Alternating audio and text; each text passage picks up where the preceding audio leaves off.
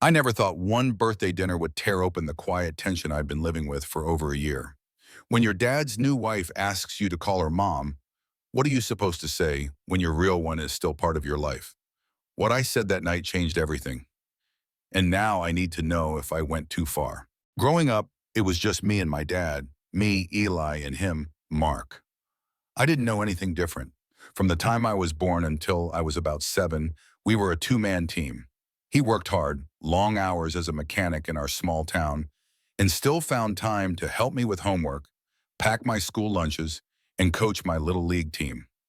I remember the sound of his boots hitting the floor in the early morning and the smell of his coffee filling the kitchen. That was home. That was my normal. But there was always this quiet space in my life, one shaped like someone I didn't really know, my mom. Her name was Rachel. She and my dad never dated. It was more of a short-term, casual thing from what I've been told. She was young, barely 22, and when she found out she was pregnant, she didn't want to be a parent. But my dad, already in his 30s, said he couldn't go through with giving me up or letting her terminate the pregnancy. They made an agreement. She would walk away, and he'd raise me. Even so, she didn't completely vanish. Every birthday, every Christmas, there'd be a card or a package with her name on it, sometimes a letter, just enough to remind me that someone out there was thinking of me, even if I didn't understand why she wasn't around. I used to ask Dad where the gifts came from, and he'd just shrug and say, "Someone who cares about you." I later figured it out myself. Then, when I turned 7, everything shifted. One Saturday afternoon, my dad sat me down in the living room. He looked uneasy, like he was rehearsing something in his head before saying it aloud. "Your mom wants to see you," he finally said. My heart raced. I didn't even know what to feel. Scared, curious, excited. I'd spent my whole life not really knowing her. Now she wanted to come back? I remember the day I met her so clearly. We went to the local zoo. She wore a faded denim jacket and smelled like lilacs. She bought me cotton candy and held my hand like she'd never let go. I was shy at first, but there was something about her, gentle, warm, careful, that made me want to trust her.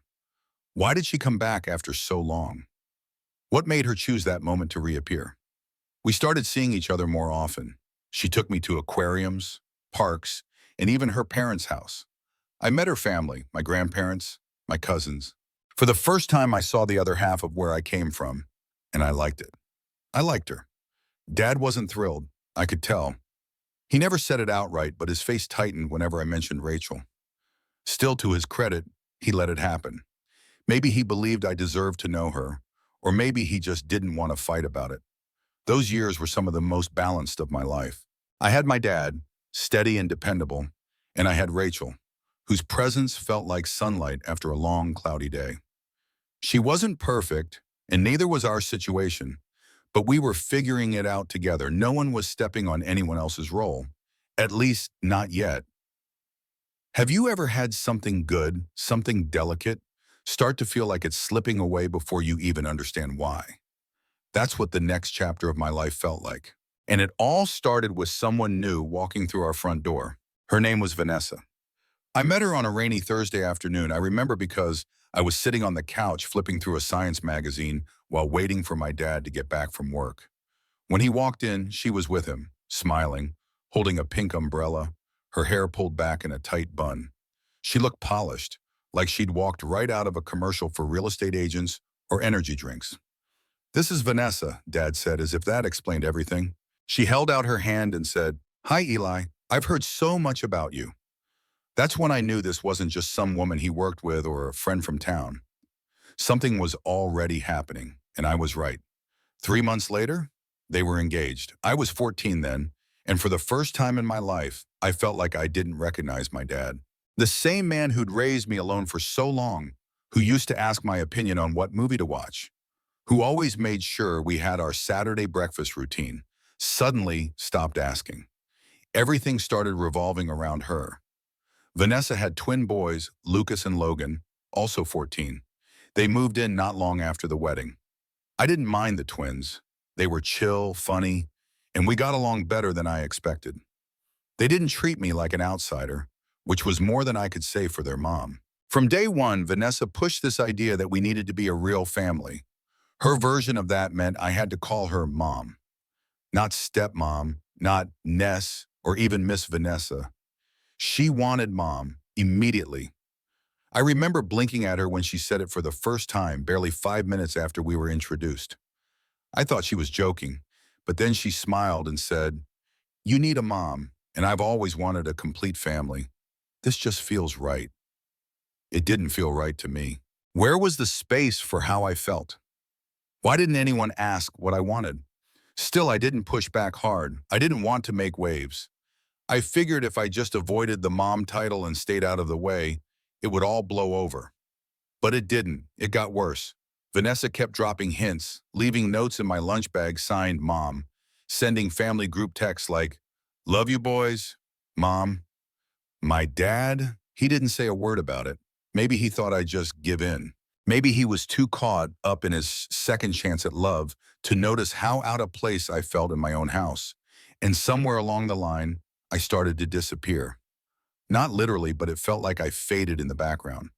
No more weekend breakfasts, no more movie nights. I stopped being part of the Mark and Eli team. Now it was the new family, and I was just an awkward attachment, a leftover from a past my dad seemed eager to erase. Have you ever watched someone rewrite your story while you were still living it? I kept quiet for the most part. I didn't complain when Vanessa took over the kitchen or when Dad forgot to show up for my school project presentation. I didn't even say anything when he missed our yearly baseball game for a weekend spa trip with her and the twins. I kept swallowing my feelings, telling myself it didn't matter, that I was old enough to handle it. But deep down, I wondered, why did I have to give something up just to fit in? Why did I have to erase my mom just to make Vanessa feel complete? That silence, that slow buildup of everything I didn't say, it all finally exploded the night she asked me to let her adopt me. Vanessa's birthday fell on a Sunday that year. She told all of us she didn't want anything material. No candles, no flowers, not even the bracelets Logan and Lucas had picked out. Instead, she said she wanted something more meaningful, a gift from the heart. I should have known then that something was off. The way she looked at me when she said it, like I was supposed to already know what she wanted. That night, we had dinner at home.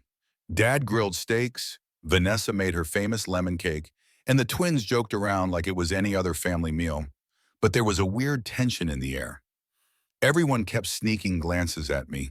My fork felt heavy, my stomach churned, and then, right before dessert, she said it. "Eli," she started, smiling across the table, "I want to ask you something very special for my birthday." I froze mid-chew. "Okay." She reached across the table, placed her hand over mine and said, "Will you let me adopt you so I can finally be your mom?" Time slowed. The room got too quiet. I looked at my dad, expecting him to say something, maybe even laugh and tell her that wasn't fair to spring on me at dinner. But he didn't. He just sat there, nodding like he'd rehearsed this moment with her a dozen times. My heart started pounding. I looked at Vanessa, who was still smiling, too much, and I felt like I couldn't breathe. I, I can't," I said quietly. Her smile cracked for a split second. "Why not?" "Because I already have a mom." You ever say something so simple and honest, but it lands like a punch in the room? That was one of those moments. Her whole face changed. The warmth vanished. "Rachel," she said, practically spitting the name. "You mean the part-timer?" I flinched. "Don't call her that." She leaned back in her chair, arms crossed, her voice suddenly cold. "I'm the one who's been here every single day, Eli. I cook for you, clean up after you, help you with your schoolwork. I show up for you. What has she done except show up whenever it suits her?" "She was there long before you," I said, my voice shaking now. "She may not have raised me like Dad did, but she is my mom. And I'm sorry, but I can't pretend otherwise just to make you feel better." My dad slammed his fork down. "That's enough, Eli." "No, it's not," I said louder than I expected. "Why is it okay for her to erase my past, but not okay for me to hold on to the people who were always there?" That's when Vanessa stood up, excused herself from the table, and walked away without a word. Dad just glared at me. Not even disappointed, just angry. And that hurt the most. How did this turn into me being the villain? How did standing up for my mom, my real mom, become an act of betrayal?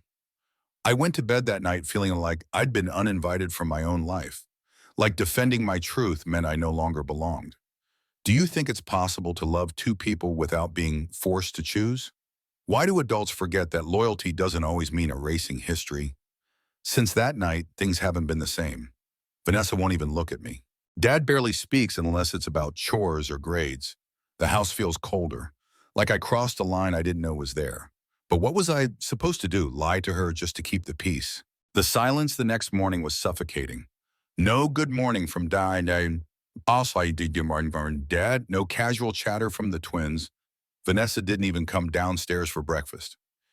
It was like someone had flipped a switch in the house, like my words at dinner had hit a reset button, and suddenly I didn't belong here anymore. I tried to act normal, going through my routine, made toast, grabbed my backpack, but every step felt heavy, like I was walking through wet cement. I could feel the tension clinging to the walls, thick and uncomfortable. At school, I couldn't focus. I replayed the dinner conversation over and over again in my head. Could I have said it differently? Softer? Was there a way to tell her the truth without making it sound like a rejection? But how do you explain that someone can't just decide to be your mom like it's a job opening they're applying for? That being a parent is about more than being present. It's about connection, history, and honesty. When I got home that afternoon, Vanessa's birthday decorations were gone. The balloons, the banner, everything. It was like she wanted to erase even the memory of that night. I found Dad in the garage, pretending to tinker with something under the hood of his truck. "Can we talk?" I asked, voice low. He didn't look up, just kept working. "What is there to talk about?"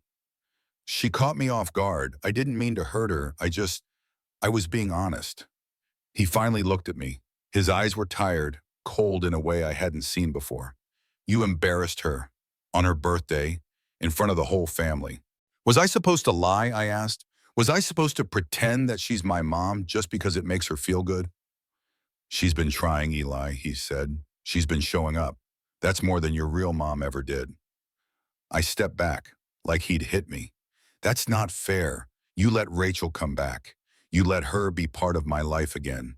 And now it's like you're punishing me for loving her." He didn't say anything, just turned back to his engine. And that's when it hit me. This wasn't just about Vanessa. This was about him too, about how he wanted to rewrite the past in a way that was more comfortable for him.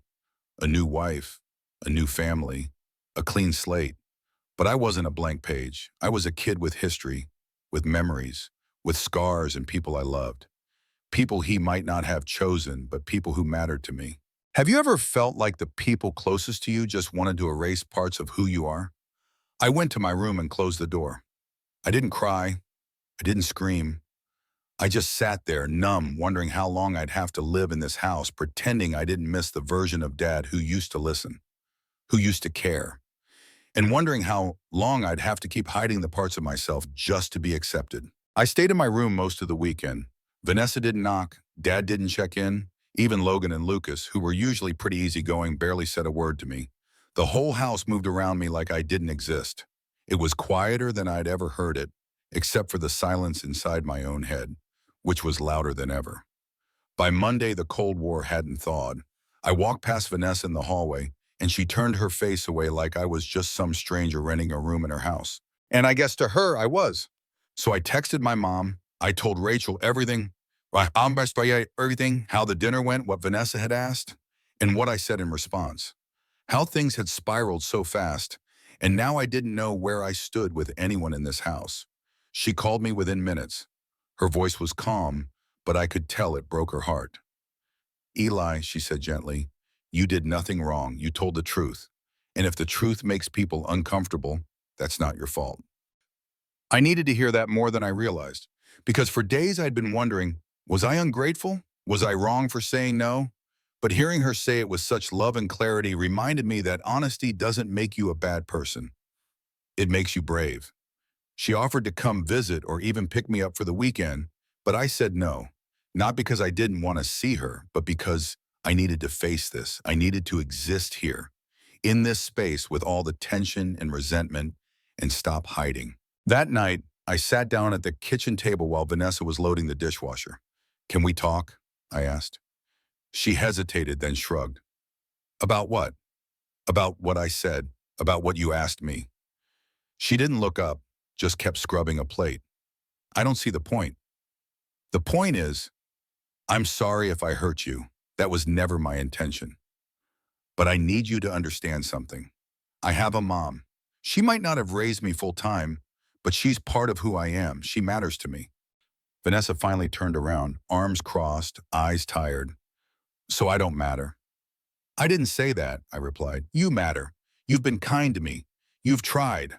But being part of my life doesn't mean taking someone else's place. It means making your own space. She didn't respond right away, but I could see something softening in her eyes. Maybe it wasn't acceptance. Not yet. But maybe it was the first crack in the wall. And my dad? That talk came later. It wasn't easy. It wasn't dramatic. Just a quiet moment. Sitting side by side in the garage again like we used to. I miss the way things used to be, I admitted. He nodded. Me too, but things change. People change. Yeah, I said, but I didn't stop being your son. He looked at me then, really looked. And for a moment, the old version of him, the one who used to pack my lunches and coach my team, was back. Maybe we'll never go back to how things were, but maybe with time, we'll build something new, something real, without pretending, without erasing the past. Because I know now, families aren't defined by what you call someone, they're defined by what you feel. And I'm done apologizing for holding on to what matters to me. How would you feel if someone tried to rewrite your story, replacing the people who shaped your heart with someone new without asking? Eli stood up for the truth, but now he's left questioning everything. Was he wrong to protect his bond with the mother who returned? What would you have done in his place? If Eli's courage moved you, please like this video and subscribe to the channel. Your support reminds him, and others like him, that their feelings matter. Their voices deserve to be heard, and they are not alone. Let him know you're standing with him today.